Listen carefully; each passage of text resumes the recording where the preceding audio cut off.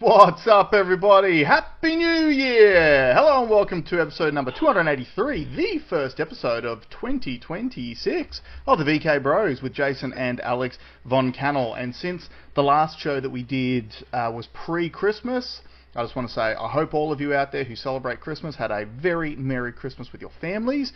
I hope you had a very Happy New Year. My family and I had quite the quiet one. How about you, Alex? How did you spend the New Year's?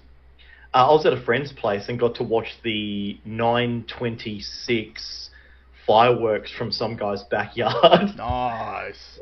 Which was pretty funny. But no, I think I was in bed at 10:30 or something.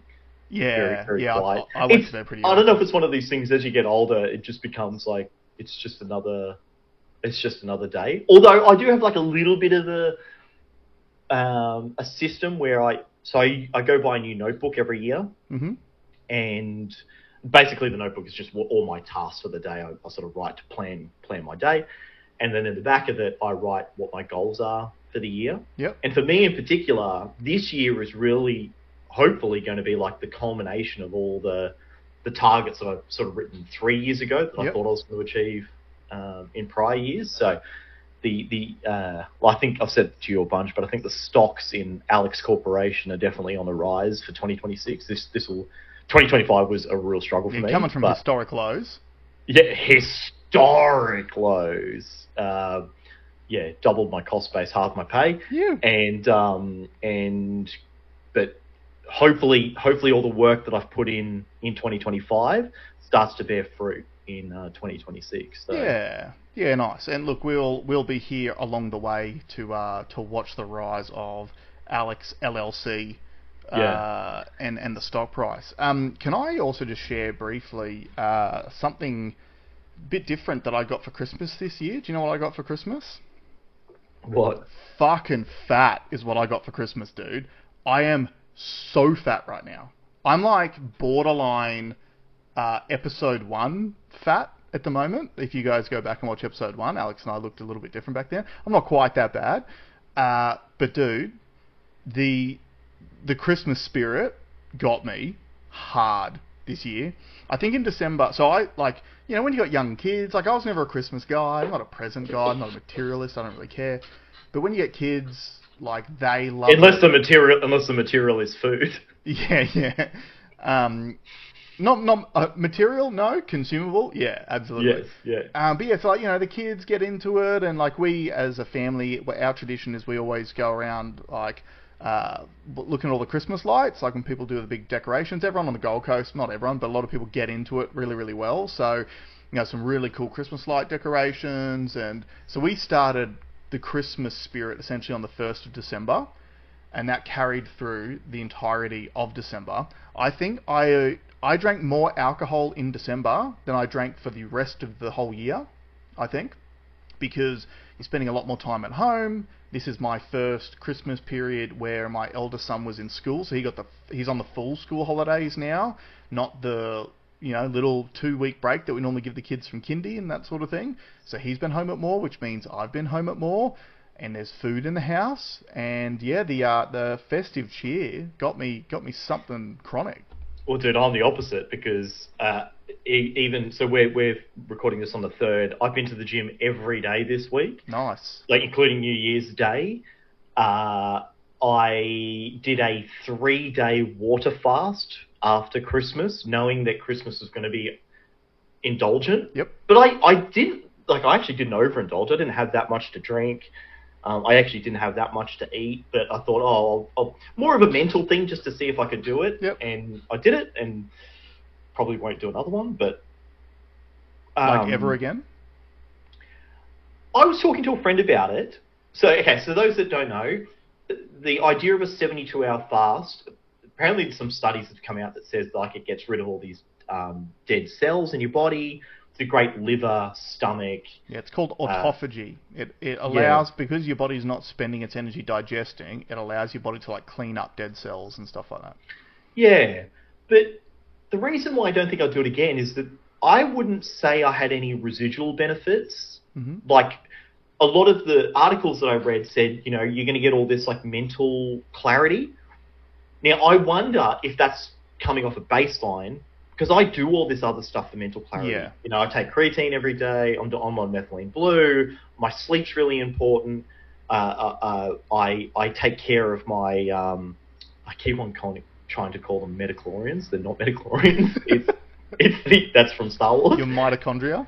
My mitochondria, Yeah. like by getting sunlight in my eyes first thing in the morning, getting it on my skin. I do all this stuff. Can you hear that power equipment in the background, by the way? No. Okay, no. cool. I do all this stuff for mental clarity. So if anything, I felt like very doughy mentally, especially in the third day. And because of that,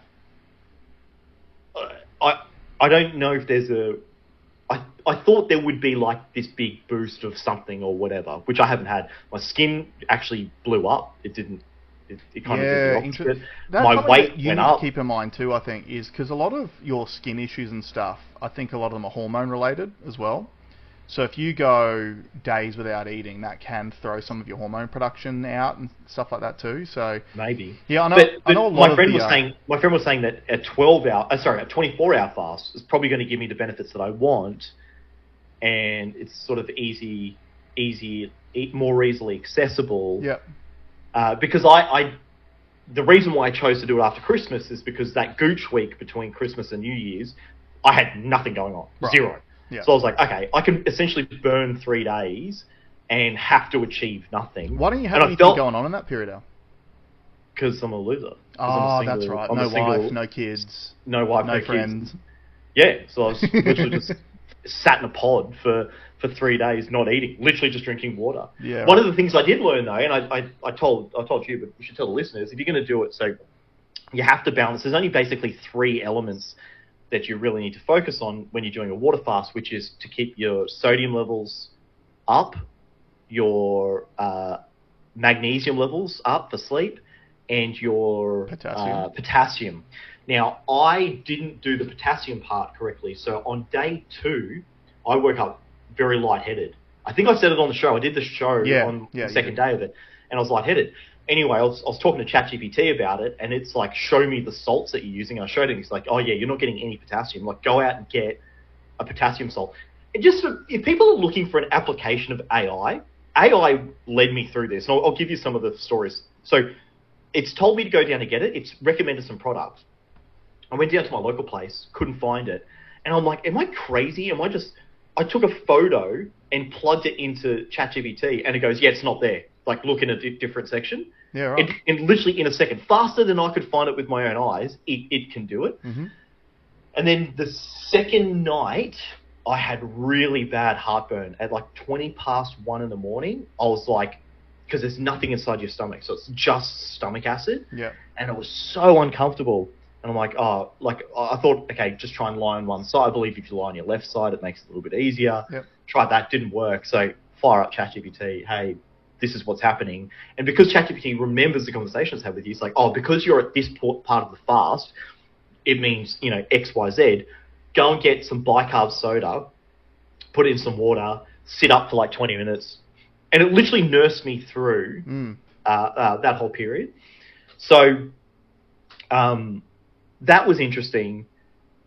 I just don't think that it's done that well for me. The day I started eating, I actually lost weight. So I ate on the 3rd night. Yep. And then the next morning was my lightest that I'd weighed in at. Yeah, which I thought was interesting. I wonder if it's just the salt holding all that water all the time. Yeah, it could be. Yeah. Yeah, but it did give me a new, a different perspective on when I watch those survival shows like Alone. I just wanted to potter around and do bugger all as well, and I didn't want to apply my brain too hard, and I didn't want to go and do anything extraneous. Even ChatGPT said no hero lifting. Yeah, because it knows like the type of training I'm doing. It's like, don't do it, go for a walk. You know. It was very interesting. Because obviously with the way that you're lifting too, every time you lift, you are breaking down muscle fibers, and then you're not putting any protein in your body to repair those muscles. So yeah. It even said to stay away from creatine for that period because essentially it's going to go to waste. Yeah. Okay. Yeah, interesting. So that was the difference between you and me. You were eating, drinking, whining, dining. I locked myself in a box and punished myself for 3 days and went to the gym every day this week. Yeah, so realistically what you're saying is if we want to have a society full of ultra healthy, ready to go, fit people, we just need to cancel Christmas. No, I had Christmas and I did it. Cancel families. Ah, yeah, that's... You know what, we're on our way to doing that anyway, aren't we? Yeah. Yeah, we'll get to that. We will get to that. Yeah, so look, this week's show... the biggest story to hit the internet of 2025 literally happened over the last week. And for those of you who haven't heard about it, I'm assuming that most of you have, a YouTuber named Nick Shirley, 23-year-old YouTuber from America, Nick Shirley, posted a 42-minute video exposing the fraud taking place using the welfare system in the state of Minnesota in America. And essentially, the way it works is this. The Minnesota government hands out... Oh, here we go. So you've brought up Nick Shirley's page. Cool. So it's actually pinned at the top of his page on X if you want to go and watch it. So the entire thing is literally him walking into Somali-owned childcare centres and healthcare providers in the state of Minnesota. So it's him and a gentleman. The gentleman that he's with had literally collated all of this data because he lived down the road from one of these apparent centres. And you can go on the government website and you can see exactly how much grant money has been granted to each of these different childcare and healthcare centres in the state. And he was seeing that there was a centre down the road from him that had received millions of dollars in funding in just a 12-month period, and he'd never seen a child in that centre. So he hooks up with Nick, and Nick and him go down to all these centres and confront these people and literally just go and do real citizen journalism. Real investigations, trying to just ask questions, and like he literally just leads off by saying, I'm just trying to find a place to enroll my son, can I get some paperwork or something like that? And every business was the same. There was a Somali woman in the business refusing their entry, saying no vacancies, they couldn't find any children anywhere. And what this is essentially exposed is a giant scam which is not just happening in Minnesota in the United States. This is happening all over the Western world. And this is the way that it works. So Minnesota, the governor of Minnesota is one Tim Walz. Now, if any of you remember, Tim Walz was the vice presidential candidate under Kamala Harris. So he could have been the vice president of the United States of America. And essentially this is the way the scam works. The government imports a whole bunch of, in this case, Somali immigrants, but I'm sure it's not just Somalis that are doing this, it's immigrants in general. So you import them all into your state, you allow them to set up these fraudulent centres, and again, it's always these politically expedient causes that these things get built around. Childcare, healthcare, like over here, and we'll get into it, but like the NDIS, right? Same as like foreign aid, like anything where you're supporting a community. That's right. And anything that if you question the expenditure on those subjects, typically women get upset going, won't somebody think of the children? How dare you remove childcare funding? How dare you remove healthcare funding? So there are these very politically convenient causes to then funnel all this money through. And through further investigation, because obviously Nick did a great job exposing the fact that every single one of these centres, like there were some buildings that had 14 different healthcare providers all in the same building. All they've got is a sign out the front and a locked door. No one answered the door or anything like that. And these buildings are receiving millions of dollars worth of government funding every single year. So upon further investigation, because obviously this is one of the greatest things about X, we really need to give credit to Elon Musk for buying X. This investigation would not have existed without X. It just wouldn't have. And the way you can tell that is the way that the mainstream media has covered. Yeah, we'll get into that. Yeah, just on that, what I found really interesting, this story is it a week old, 10 days old? It's about maybe? a week old, yeah. I asked my whole network about it. No one heard of it. And I was like, dude, this story's had like 150 million views just on one video on X. Yep. And it just goes to show the real shocking thing to me is how the algorithm works. The algorithm decides what you can and can't see. And think about the echo chambers that it's creating. Yeah. If whoever has any knowledge of this story is balls deep into it and has shared it around and whatnot, and yet the system has done whatever it can to make sure that people don't see it. So the people in my network had not seen it. And you can apply that to every one of the hot button topics we talk about on this show. COVID, climate change, all of it, right? It's all the same system. So upon further investigation from other people on X who saw the video and then went digging themselves, they've also come to find that these Somali childcare centres collectively had contributed $35 million towards the Democrats' presidential campaign. And that $35 million payment came in just after Kamala Harris announced Tim Walz as her running mate. So this is how it works, guys. The government's always in on it. They are always in on it, right? Stop pretending these politicians care about you. It is all about fleecing the taxpayer of as much money as you can, laundering it through these companies that happen to be in businesses where you cannot question where the money is going, and then a portion of that money funnels its way back up to the politicians, but also it buys the support of those residents. You essentially, you're buying votes with stolen money. Correct. So now, this is where I get so upset on two fronts. I get upset when we talk about trying to tax companies more, or tax anyone more. When you're doing this stuff, and the number that they've estimated, just Nick Shirley's first day going through these places, they found $110 million worth of potential fraud. Yeah, in one state. People in one state, in one day of journalism, right? Estimates are putting this potential fraud at $9 billion. Yeah. Okay? Now, so I get upset when people are like, upset's not the right word. I get annoyed when people say, oh, we need to tax billionaires and we need to tax companies. Correct.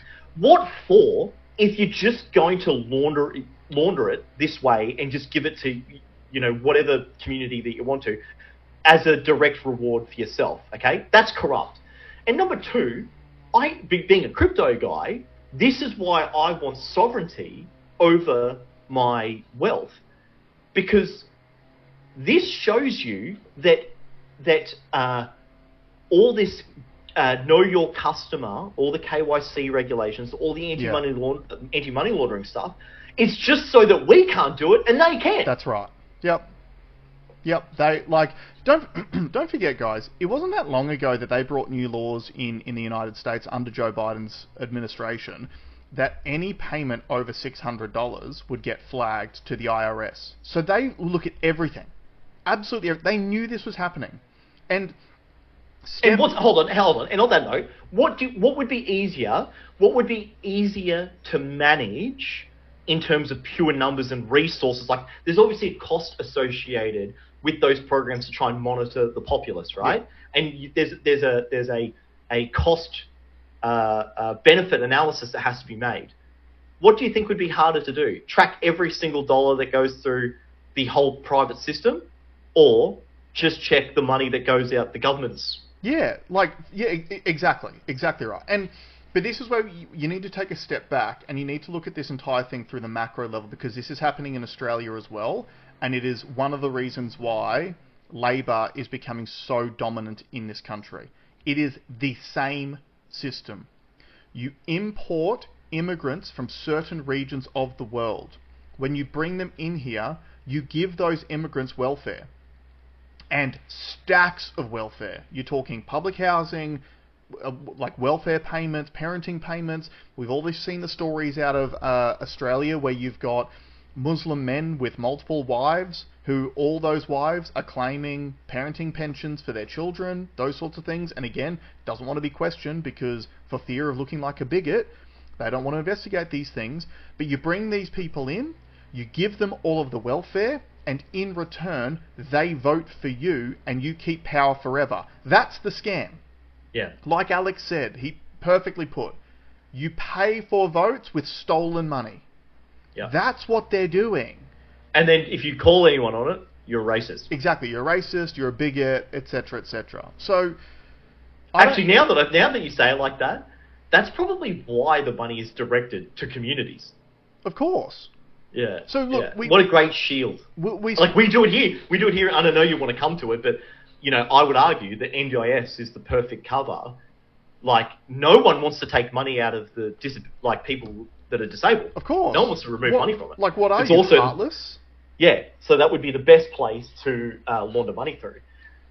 So $9 billion just from Minnesota. Now, they've also tracked, of the $9 billion, they've tracked something like $1.8 billion in remittances that went back to Somalia.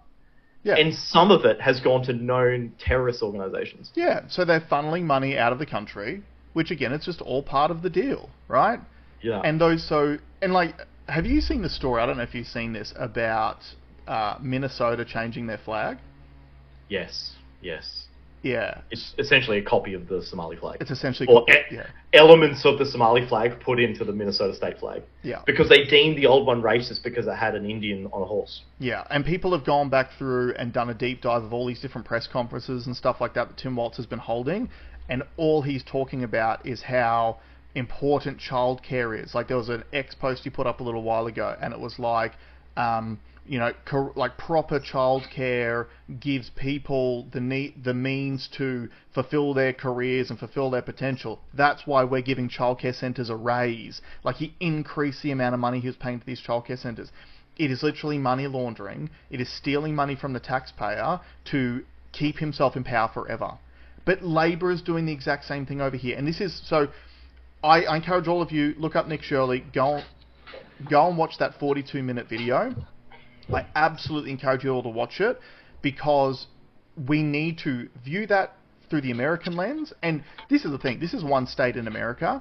There will now be investigations happening all over that country, and you will see this is the tip of the iceberg. You will see. We've spoken about it here. We've spoken about it on our show about the power subsidy. Yeah. Okay, so the government has committed to reducing your power bill. So what we're going to do is we're going to take your taxpayer money that you paid in tax. So you worked, you paid tax. Yep. We're going to grab some of that money and we're going to give it directly to the power company. That's right. To reduce your bill, but they're going to jack the rate. So they've actually increased their margin on it. They've made even more money than they would have made before. But it's your money anyway. So you think, hey, I just got relief off my power bill. No, you paid for that, dude. Correct. You paid for that. Now, Dave Smith said something during the week. Now, it's not his quote. I think it's a Thomas Sowell, Thomas Sowell, famous libertarian. Sowell. Okay. He said markets can be manipulated with money, right? Yep. So this is what governments will try to do all the time. Using childcare as the example, we want more kids in childcare. Therefore, if we incentivize people by putting more money into that system, there's going to be an uptick in childcare. Okay, we all agree that that's what happens. More money in, more uptick, more businesses open up because there's essentially this free money there. And then governments also will implement fines for things that they don't want. So they don't want people to speed in their cars. So if you speed in your car, well, we'll tax it. They don't want big engines in your car either. So V8 registration is $1,200 a year. We want people paying $500 a year in 4-cylinder cars. But we've now set up a society where in these ever more socialized countries, and ours is definitely on that path, where we're going to tax people at 50%. So if you work, you get half your money taken off you. And if you don't work, you get money. That's right. So using what I said at the start, which is we want to incentivize things by putting money into those things. We want to disincentivize things. We want to pull money out of it. Well, what society we are destined to have if we're pulling money away from the people that work, we're fining the people for being productive, and we're rewarding the people for being unproductive? Yeah, and what is the logical conclusion of that over time? Well, extrapolate this over time. What does that look like? Just by pure coincidence, we have also have a massive productivity issue in this country. Why do you think that is? Oh, weird. Yeah, and Alex is exactly right. And again, all of this discussion about taxing the rich and whatever, it's just to appease the poor people, and the people are only poor because the government decision making has made them poor in the first place. That's what it all comes down to. There will be a small percentage of people who should be poor because they are lazy and they don't contribute. Unfortunately, we are seeing an ever increasing percentage of the working poor, especially in Australia, of people who are working their asses off, some people having multiple jobs, and they can't make ends meet because the cost of living is so damn high. What? Let me ask you a question. This is slightly abstract, slightly off topic, but I think you'll like this question. I was talking to someone this morning, and in this scenario we had two different people. One person had all this additional privilege in that they had all this. There was more money around there. They get more support. And yet that person whinges about their life just as much as this person that's got no privilege. And I kind of said, I feel like there's something innately built within human psychology that we always have to suffer. We have to suffer, and no matter our perception of suffrage is not defined in truth, because if you have everything, your idea of suffering might be like rough bed sheets. Yeah, it's all relative. It's relative, okay. So, and then his question, which I thought was a really good one, which I'd like to ask you is, what do you think that inclination is? What do you think that has done for our, like, is that built into us for a reason, for a purpose? Yeah. So, like, you know, we've got the amygdala, that's the fight or flight, the protective, or, you know, that instinct, that survival, whatever. Mm-hmm. And a lot of things we can draw back to the way that we evolved. Yep. What do you think the idea of, like, variable suffering does for the psyche, or has done for us as a species? Like, why is it there? Why do we feel it? I think that is a great question, Alex. And there's a few elements to this that I think about all the time. Element number one is the hardest thing that you've ever done is the hardest thing that you've ever done. Mm-hmm. So just like you with lifting weights, when you started lifting weights 5 years ago, the weights that you could lift back then are nowhere near the weights that you can lift now. But it was because back then, the heaviest weight you've ever lifted was the heaviest weight you'd ever lifted. And then you worked at it, and you realize that when you start lifting that heavy thing and doing that difficult thing, it becomes less difficult over time, and you can end up pushing yourself higher and higher. So it's why oftentimes in societies, people talk about this. You'll see the guy who comes from nothing becomes the self-made millionaire, and the guy who comes from money becomes an absolute loser, because there was an incentive for the guy who came from nothing, because he had nothing, he wanted things, so that incentive to go out and get things is built in. But when you're born into a world where all of your needs are met, there is no incentive. And that comes to me back, I always go back to evolutionary biology. Just go back to the caveman days. It's the old school, like, fear of missing out, having resources, having safety, all of those things. Your evolutionary instinct is, if you have all of those things, there's nothing else to do. Mm-hmm. If you don't have those things, you've got to go and get those things. And it's the same reason why, you know, we still see women these days, typically, like when you look at dating trends, for example, women tend to want to pair up either level or above them. So they'll look for a man who's either at the same economic level as them or above them. They'll never go below. They don't want to go below. Men, on the other hand, they don't care if you're level above or below. They'll go for any woman in that economic scenario, because it's always been innate in women to seek men to protect and provide for them. It's just genetics, because those were the strategies that were successful. Those are the genes that have been passed on through time.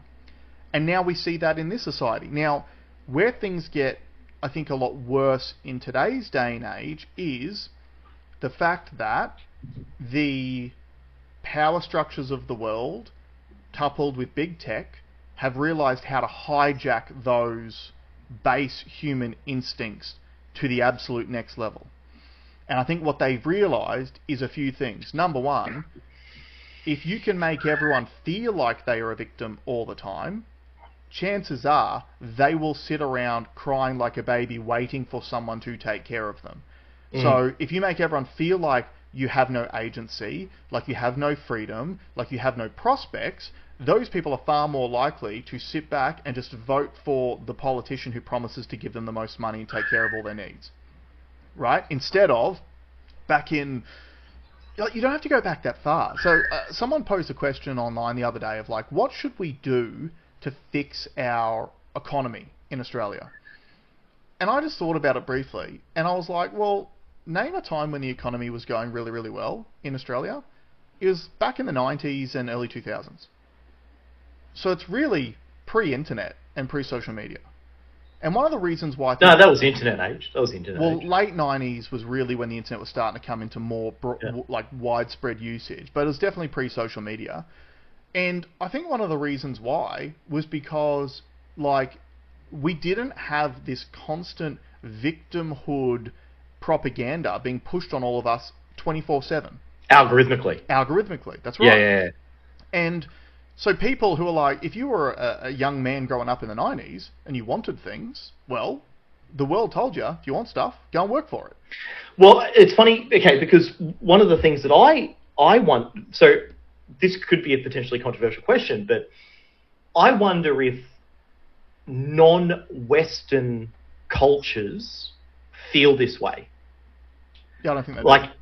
I don't think they do either. So, and like the sort of the data points I'm using is like, people in Russia are hard people. Yeah. And they're not going around going, oh, you know, woe is me, and they just grind. It is in their culture to be hard people, and suffering is a good thing. And then I think of indigenous cultures that like are really sort of primitive ones. They surely aren't having that, because like the level of complexity is so low. Yeah. It's pretty straightforward what you got to do: subsist, survive. Correct. Right. So then I wonder, is it built into Western culture, and is this the reason why Western culture has progressed so much? Because we are more aware of more problems, even if those problems are on a spectrum, that someone might go, hey, instead of me being miserable about this thing, I'm actually going to have a go at sorting it. And then going back to the example I used before is, you know, a person that's got rough sheets, you know, in their nice house might invent the next soft sheet. Yeah.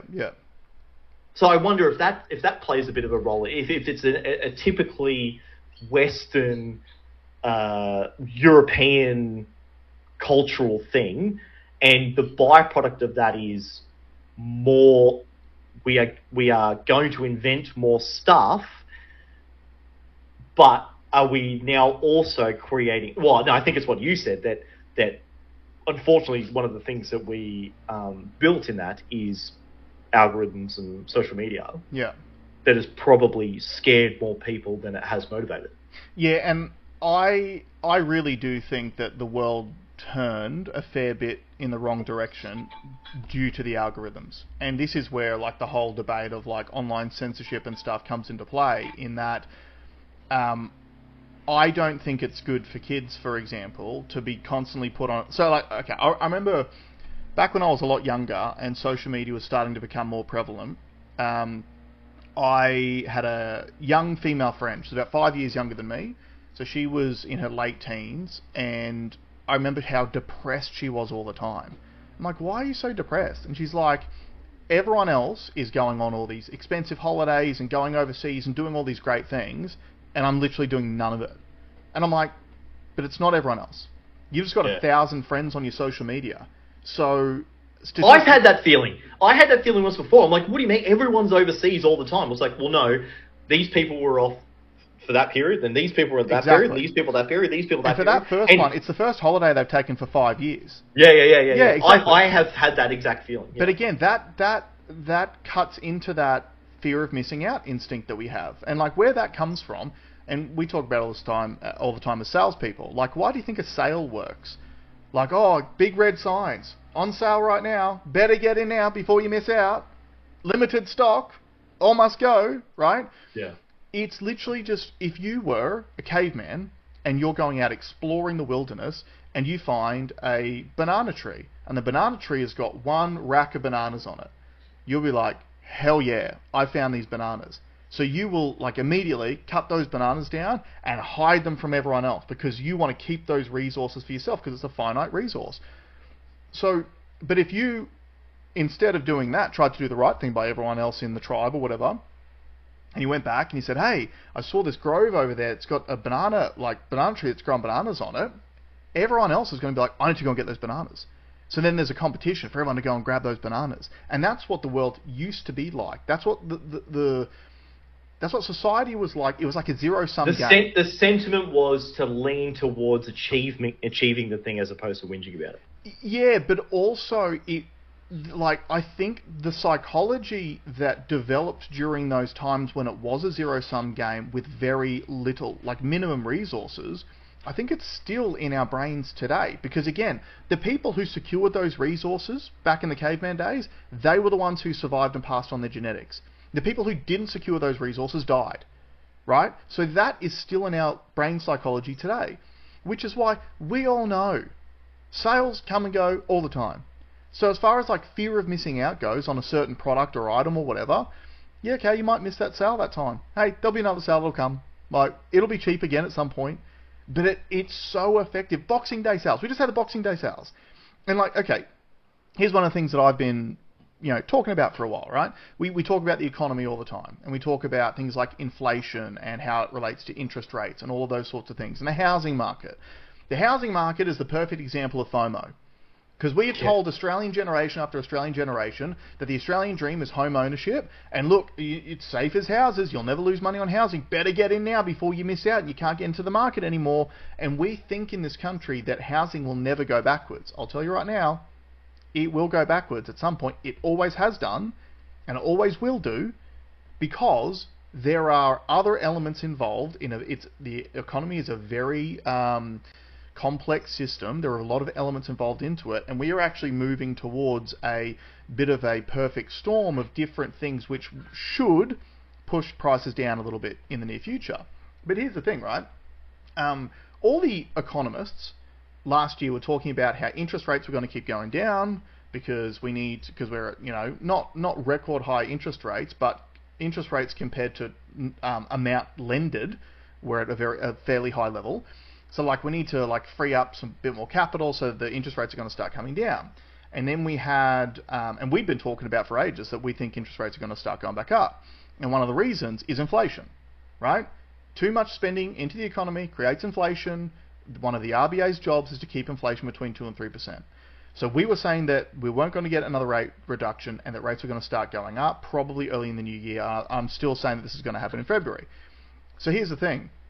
The inflation data comes out just before the RBA's last meeting in December, and inflation had gone up to 3.8%. And that should be alarm bells for everyone, right? It's gone up to 3.8%. Now, the RBA held rates at that meeting, which, based on that data, they probably should have jacked rates at that time. But again, it's not very politically popular to jack rates just before Christmas, is it? So for a political reason, they didn't jack interest rates. But do you think that inflation was going to go up in December, Christmas and Boxing Day sales? So when inflation is directly tied to money being spent into the economy, do you perhaps think that the month that the most money gets spent into the economy will perhaps push inflation up? So when the inflation data comes out in January and also February, I'm telling you right now, guys, the rates are going to go up because they have to. Otherwise, we're going to have hyperinflation. But again... Well, that's why I think they won't go up. Because they have to. But because it's unpopular, like you've just said, politically it's unpopular, therefore they won't. Yeah. So this is the lesson that I've learned over the last 5 years, is that this is where I've made the mistake on the economy, where I've called it wrong. It goes back to the movie The Big Short, right? Like in the sort of the third quarter of that movie, they're ringing the regulators like, so all the data is saying that I'm right, and yet the system is doing the opposite of what it should be doing. Well, yeah, because it's corrupted. Yeah. So for political reasons, they're not going to put them up because that'll make them look bad. They'd rather just everyone suffer, but we get to market that the interest rates are low. Yeah, and so you may be right. But so here's the thing. Whether I'm right and they put the rates up, or I'm wrong and they don't put the rates up, you're either going to get higher interest rates or higher inflation, which means the whole thing's going to fall over eventually anyway. Yeah, absolutely. It's inevitable. Because like you said, the regulator wasn't doing it because it was corrupted, and then the GFC happened. Yeah. Right? These things happen. So, getting back to my point, with your original question, the things that people need to understand is more of your behavior is driven by ancestral DNA genetics than any of us realize. It's one of the reasons why I got fat, right? I got fat because your instincts are like, hey, when there's food around, eat the food, eat it, right? Because you might be in a good time now. Put the calories on, and then when you go through a period of famine, you'll be fine because you stored some energy. But we live in this food-abundant society now. And it's like I said on the show last week, now it's the first time in human history where obesity is more of a problem than not having abundance calories. Is our problem. Correct. And that's never happened. Yeah, and the reason why we can't regulate ourselves is because we are trying to work against, like, genetics, DNA, the things that are screaming inside your mind and your subconscious all the time to do certain behaviors, even though we know they're completely irrational to do them today. And when you talk about things like the economy and stuff like that, I think one of the reasons why we all get it wrong all the time, so like I was reading some stuff on housing data, and they're like, experts say housing prices are due to increase again by about 8% in 2026. And I'm like, okay. And I'm like reading through it all, and it's like, where are all the experts from? Banks and real estates. Oh, so the people who directly profit out of you going and FOMOing into the market are telling you that housing prices are going to increase again next year. Like, of course they benefit from you thinking they are correct and that now is your only time to go in and buy a house, because that's how they make their money. So the problem is, nowadays we have got this system set up in the West where you've got young people who are coming into the world in a very, very difficult time to enter the world. And the worst part about it is they've already... It's like the boxer who, go back to the 90s or whatever when Mike Tyson was at his prime. It's the boxer who enters the ring against Mike Tyson. They've already lost before they even enter the ring. Because he was so terrifying, he was so scary. They knew they were going to lose, and then their performance was affected as a result. And I think you've got a lot of young people who are coming into the world now at 18, 19, 20 years old. They're already defeated. Because not only is the playing field really, really difficult, but their algorithms told them, you can't win in this. Yeah. You can't succeed. You can't thrive. And I would argue, too, that objectively, it's the best time to have ever lived. There is no more access to, like, this is that perspective thing, right? Yeah. Especially if you're growing up in Australia. Australia's really, really, like, a friend of mine's in America at the moment. He's texted me saying the cost of living in America is off its fucking head compared to Australia. The grocery shops, like $8 for a coffee, $8.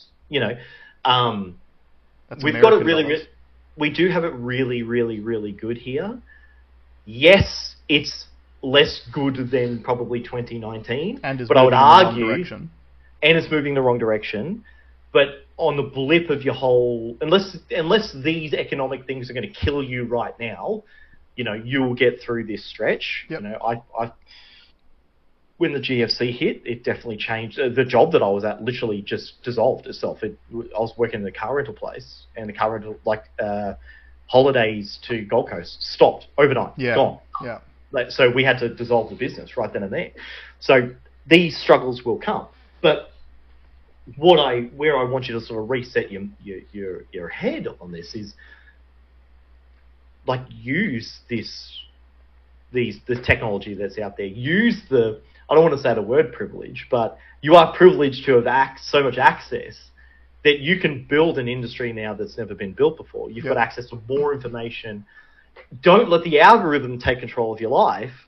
Like, you take control of it. Yeah. Take control of the algorithm. You can curate your algorithm. And at the same time, too, what I would always say to people is, this goes back to like really what you started off with about that feeling, like why one person who has, let's say, some level of privilege might feel like their lives are harder than someone who doesn't enjoy anywhere near the same level of privilege. I think the thing that I want people to always remember is the most powerful force in the world is hope. It is the most powerful driving force in the world, in human history, is hope. And the real psyop, in my opinion, is the system, whether it's, and it's this is coming from both sides. This is coming from mainstream. This is also coming from independent media. Both sides are telling young people there is no hope. Yeah. And I'm telling you guys, there is always hope. This can be fixed. Like, we know, we talk about it all the time, right? Australia should be one of the richest countries on the planet per capita. We got $27 trillion worth of natural resources for a population of 27 million people. We should literally be like the Saudi Arabia of this region. We can fix that. It just takes time and it takes engagement. And the problem with like young people, and I've been there, young people are more emotional. So young people tend to fall into traps a little bit easier about, you know, like we see a massive uplift in support for the Greens in this country from young people. And it's just overly emotional bullshit.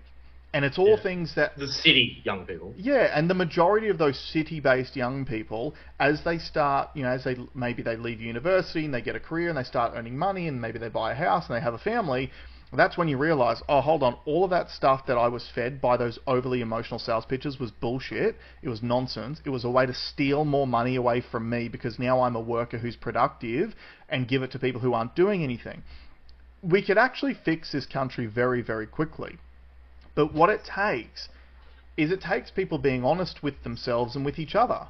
And it takes people going, hey, all right, we aren't where we want to be as a country. We need to analyse why. It's part of the reason why we do this show. We talk about a lot of the things that are going wrong. We try to offer some solutions. But at the very end of the day, what it comes down to is it comes down to whether or not you want to actually improve the country that you're living in and whether or not you're willing to do the work. Because the work bit is the bit that is always left out of improving things.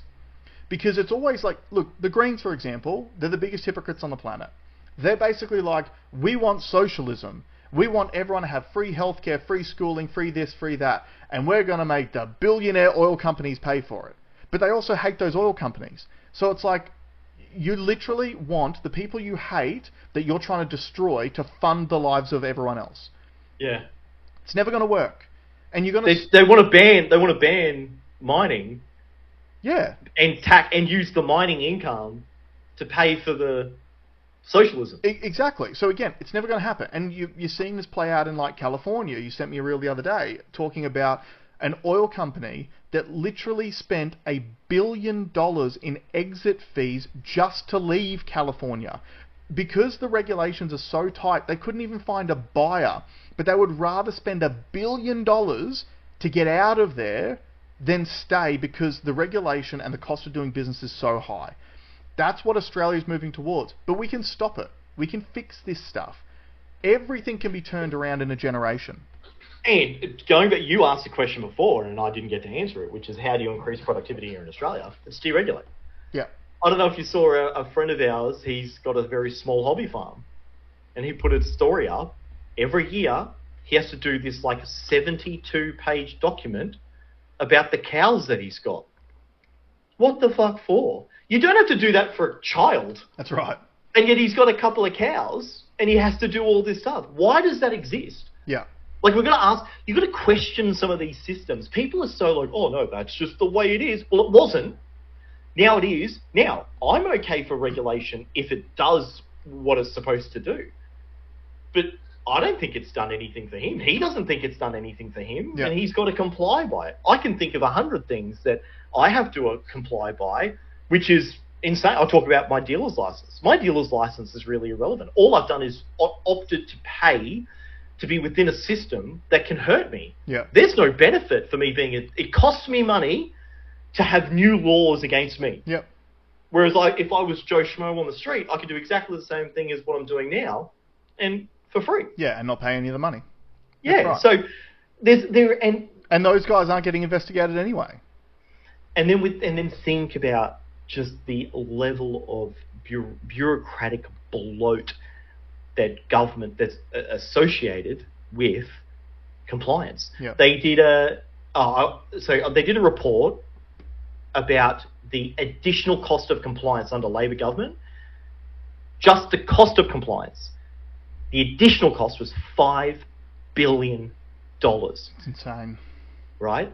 Now, just sort of pivoting a little bit, did you watch Andrew Bragg on the Unemployable podcast? I didn't, but I have seen some clips. Okay, he said something that really concerned me. So he's a Liberal guy, and most of the things that he said I'm on board with. But then it came up to immigration. And he basically said, our economy will collapse if we don't bring the skills in. And what concerns me is, well, then you're not addressing the actual problem. Yeah. That's a Band-Aid. And okay, so for example, let's say it's builders. Okay, we don't have enough builders. Adam kept asking him, well, and he didn't articulate it the way that I articulate it, is like, bring one builder in, how many houses is that builder going to build, and where is he going to live? Yeah. Like, it's a very easy, okay, yeah. He has to come in, we're going to put him somewhere. Or if you just don't bring that guy in, the net position's the same. Yeah. Okay. My concern is, let's say we need 50,000 builders. If we bring in 50,000 builders, yeah, we achieved that objective, but have we not now cost our futures because there's now no incentive for the local person to become a builder because we've just imported the builder from somewhere else? Yeah, of course. But also, it's even worse than that. If you're someone who cares about the world and the downtrodden, right? Because everyone talks about how, not everyone, but a lot of lefties talk about how disgusting it is that we as Australians are saying that these people can't come here and have a better life. Well, what about the skill drain in the countries that they're from? So when we're importing builders, doctors, nurses, etc. from other countries who might be worse off than we are, like third world countries, you are removing those skills from those countries. We're pillaging the skills. That's right, because they're cheap. We're plundering the skills. Exactly. Yeah, that's a good point. Okay, you know what? You've brought this up. Can you bring up that first resource? Because this is a conspiracy theory which has now basically been proven as true. This is a 100% real document from the United Nations. It's titled Replacement Migration. I ran it through Grok, and the entire purpose is to replace the populations of Western nations with foreigners due to declining birth rates. It's no longer a conspiracy theory. You can click the link. It's 170 pages long. I haven't actually read it. I am going to read it. But this is something that... Hold on. I've just lost it. Okay. You don't need to go into it. I'll put a link in the show notes if anyone wants to actually go through and read it. I am going to read it at some point, but I've had a lot on my plate lately. But literally, the UN, the United Nations, is now talking about replacement migration because of declining birth rates. So, there you go. So, from the Population Division of the Department of Economic and, Human Services. Yep. Here you go. Let's go page 106. How do I go to this? Oops, 106. Okay, page 106. This is France. Are you able to zoom it in a little bit? France replacement migration scenarios. Okay, so across, we've got the years on the left-hand side, 95 to 2000, all the way up to 2045 to 2050. Medium variant with zero migration, constant total population, constant age group, constant ratio 1564 and older, average annual net migration in the thousands. Mm-hmm. And so what are we seeing here? Okay, am I reading this right? That if you bring in, and I'm assuming this is like thousands of people, 179,000 1,000 people. No, I don't know how to read that. So yeah, underneath there it's got the different brackets showing the total population. So I believe at the top there it's talking about different levels of replacement numbers by thousand. So that would be, for example, 179,000 people. That would then lead to, if you go total population in table B, by the thousands, and then the age group, because obviously the 15 to 64, that's what you want, because they're your productive people in society. So again, we don't have to analyze all this stuff right now because there's a lot of data to go through, and I want to actually read it, and I will, and we'll present some stuff to you. But this was a conspiracy theory for years. Yeah. It was replacement migration, and we've spoken about it in Australia for a long, long time, because essentially we've been psyoped. The Westerners have been psyoped into not having children due to cost of living, climate change. Like, there's a lot of people not having kids because they're worried about the climate. And then, because our birth rates are declining throughout the entire Western world, the response to that, to keep our economies going and growing, is to bring in migrants from other countries. This is no longer a conspiracy theory. The United Nations is literally, they've got a plan for it. They've planned this out. So you need to ask yourself the question, is your culture worth protecting? Like, you said it before, it is still one of the greatest times to be alive, and particularly living in a very safe, fairly prosperous country like Australia. But do you want Australia to continue looking like Australia? And I know what all the lefties are going to say, oh, what does that mean? Oh, does it need to be white? No. Because do you think that all these immigrants coming over negatively affect the indigenous Australians as well? This is the way I see it. Okay. So, all economic migrants head to one direction, and that direction is the West. Yeah. Okay? And this is why I love the socialist argument about, the Nordic countries, they're the most progressive.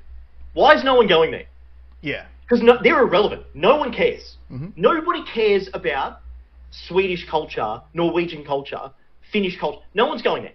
Okay? So, the only people going there are some, essentially like African migrants. Okay? Yep. Now, the West has built essentially a very fancy life raft. Let's call it a life yacht. And now, as the water's coming up, all these people are realizing that's where I want to be. I want to be on that yacht. Yeah. Now, where these very caring lefties are coming from is they want to help people, and I get that. It's amicable. It's a nice thing to think. Yep. But your yacht can only handle so much before it sinks. That's right. And then you become just like what they are. Yep. If you import the third world, you become the third world. Yeah.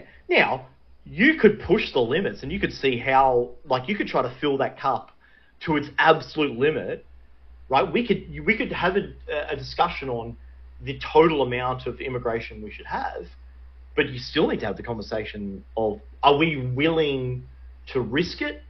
Are you willing to put your culture on the line to protect others? But it's not even putting a culture on the line, man. It's not up for debate. It's a math question. Demographics are destiny. Yeah, we are importing migrants primarily from India and from Arab nations. That's where the majority of the migration's coming from now. And those people who come in have more children than the native population does, whether you're indigenous or not. It is just a question of time as to how the makeup of the country changes. It's just time.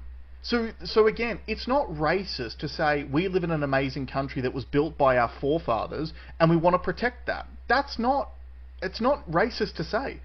If you think that Indians are going to provide so much, like if you think that the Indian culture is better than the Australian culture and therefore we should import it, go and live in India. There's a place in the world that already has Indian culture. It's called India. Go and live there if you love Indian culture. The same goes for literally any other nation. I don't care if it's Indian. I don't care if it's American. I don't care if it's Kiwi. If you prefer their culture and you want to live within their culture, move to the places where that culture already exists. But we live in an amazing country, and this amazing country was built on the back of the Australian culture. Therefore, the Australian culture is absolutely worth protecting. And again, this will bring us all the way back to the Nick Shirley story and the immigration story. The reason why they're calling you a racist for advocating for Australian culture is because this is part of a government scam. It's government, it benefits government, and it benefits the billionaires. I see these memes get shared around all the time. You would have seen it too. It's of an old white man, obviously in a suit. He's obviously a billionaire, sitting at a table, and he's got all the bread rolls in front of him. And then there's like a clearly skinny immigrant on one side of the table, and then there's like a tradie on the other side of the table. And the immigrant's got like one bread roll, and the tradie's got like two bread rolls. And the billionaire's looking at the tradie and he goes, "Hey mate, that guy's trying to steal your bread roll." Right? And lefties share this around all the time because they're like, "Oh, we're just being told to blame the immigrants when, it's actually the billionaire's fault." Yeah, it is the billionaire's fault. They're also abusing the immigrant because they want them all here for the cheap labour, because it also creates wage suppression. So when you have more, we talk about the economy all the time, supply and demand, right? Well, supply and demand works in the other way too when it comes to labour. If you've got more labour in the economy than the economy needs, how much worth do you put on labour? It becomes very low. And typically, these immigrants are coming from countries which have a far lower standard of living than what we enjoy in Australia, which means they are willing to do jobs for less money than what the Australian native population is willing to do them for. So this is all a psyop. It is to replace you and your families and your standard of living with a lower standard of living, so the billionaires get to keep making the money and the politicians get to stay in power forever.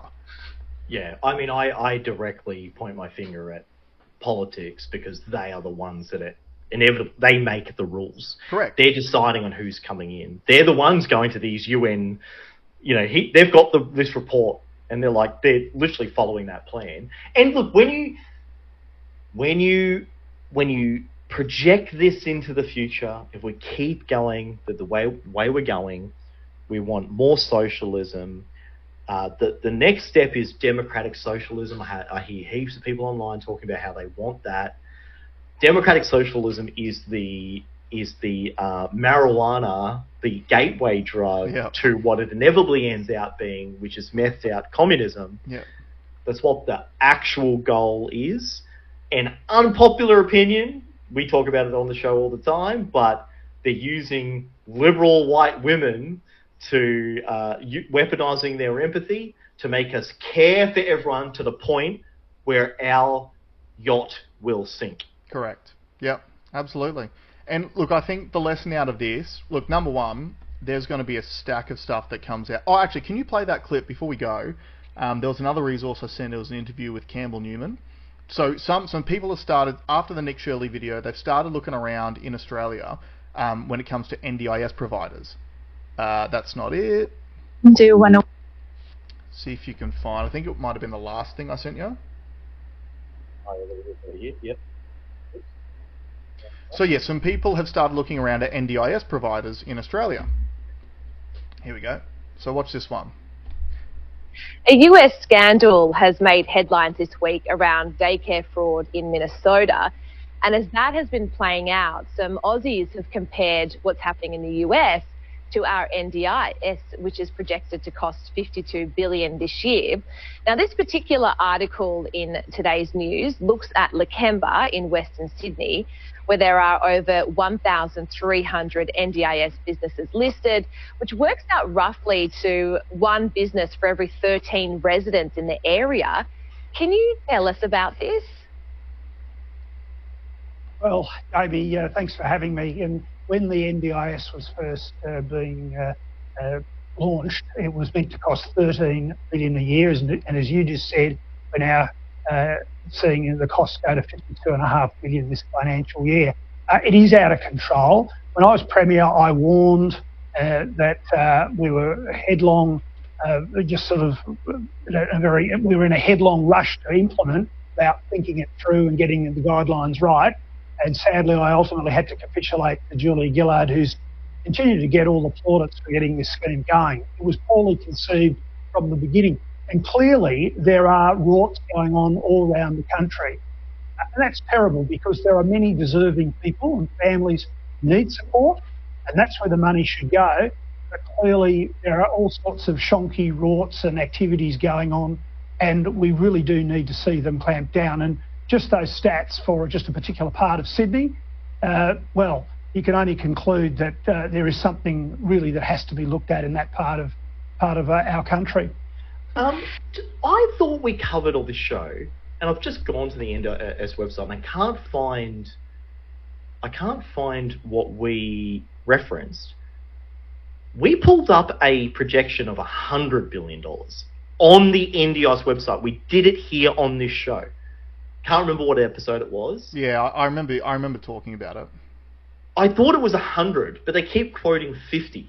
So again, that 50 might be from budget projections that Labor has put out, but it may not be the real number at the end of it as well. Yeah, okay. So again, getting back to the point though, the NDIS is clearly being abused in the exact same way that these welfare programs in America were being abused. It's not a coincidence that when all the NDIS money came out and people realised how easy it was to get, that all of a sudden 1 in 5 Australian children has autism. Right? I can tell you right now, there's not that many. But if you incentivized kids to be Superman, there will be more Superman. Agreed. Okay, so we have built a structure in which we make people gravitate to a particular outcome that suits them financially.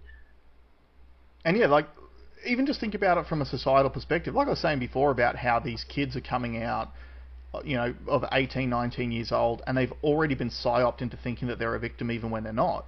I was watching, I can't remember, I think it was a comedian I saw a bit the other day, and he was talking about how, like, when we were coming of age in you know, like 90s and 2000s or whatever, back then, it was like, you would never talk about mental illness, you would never want to seem like you were dumb, you would, right? It was actually, like, it would affect your honour if you admitted to any of those things. That's why, like, people didn't go to therapy or anything like that. Whereas nowadays, in one generation, all these kids come out and they're like, yeah, like, I'm autistic, I've got anxiety, and they just list all of their mental health issues all the time, like it's just a normal thing. That's in a 20-year period that has changed. And so we've literally psyoped into these kids into saying, you are defective, which is the reason why you'll never achieve anything. But don't worry, because we'll give you some government support to help you live your life. So, like, don't bother about trying to better your circumstances, because you can't. You're a victim. And meanwhile, we have a skills shortage that we're going to... So we've got those people that we're going to stifle. We're going to stop our own people and say, you can't achieve anything, just stay at home, we'll pay you, okay?